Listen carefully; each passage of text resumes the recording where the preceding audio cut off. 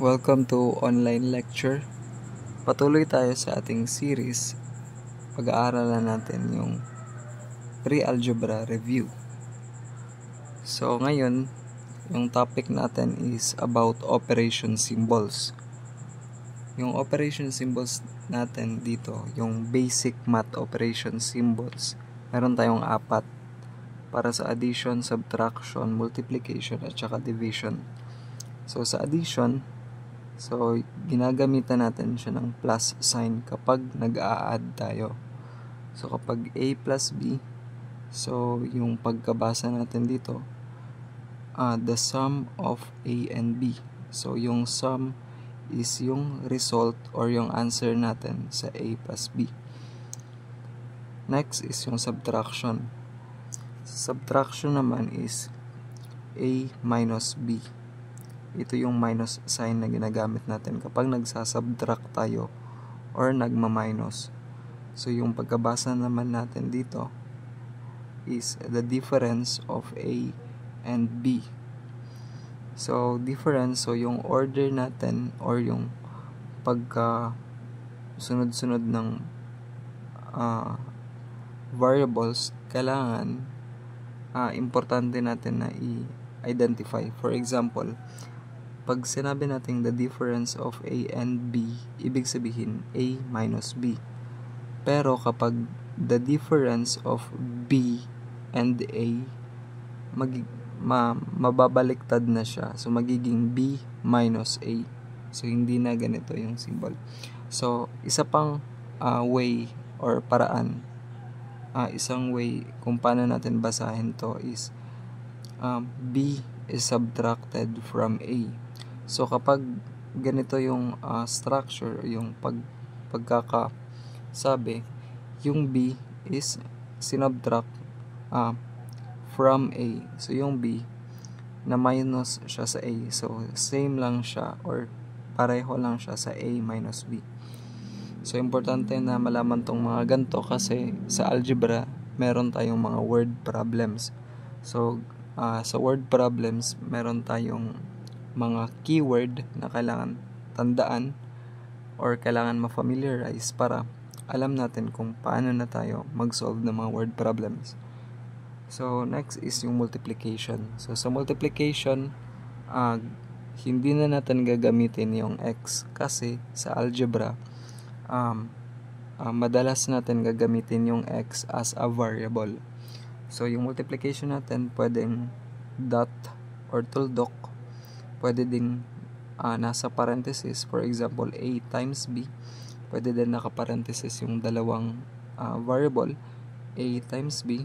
Pwede din na isa lang yung naka-parenthesis. For example, B lang yung naka-parenthesis. Pwede pa rin A times B pa rin. O kaya yung A yung naka-parenthesis, A times B. Or walang parenthesis or nakasulat siya like nakadikit lang yung A tsaka B, big sabihin nito multiplication.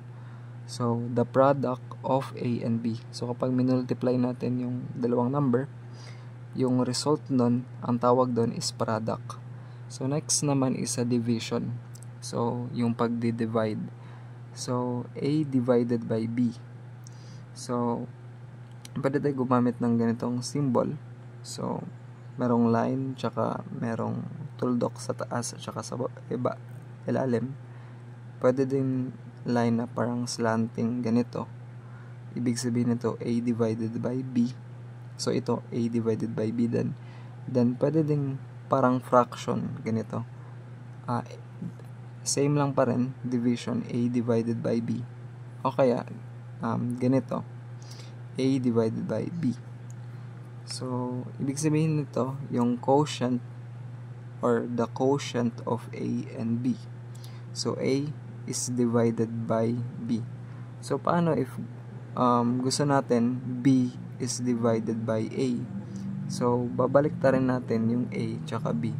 So, ang importante lang dito is yung pagkasunod-sunod ng mga number is importante na alam natin yung pagkasunod-sunod kasi yung way kung paano natin basahin yung ganito, yung mga symbol mga numbers is nagmamatter yung order. So kung B divided by A, ibig sabihin the quotient of B and A.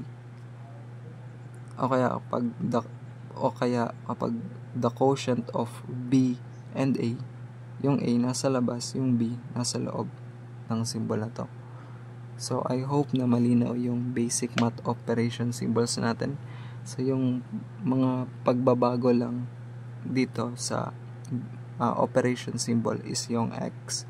So instead of gagamit tayo ng X para mag-multiply, tatanggalin natin yung X kasi yung X sa algebra meron siyang other meaning. So para hindi tayo malito, yung multiplication natin pwede natin i-parenthesis or dot or tuldok, or pwede rin magkadikit.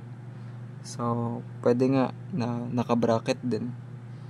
So kapag nasa-solve na tayo ng mga problem, doon na natin marirealize na yung mga ganito, mga basic lang, importante pa rin na familiar tayo para sa algebra medyo goods na yung pagkakaintindi natin kapag nag-solve na tayo ng problem.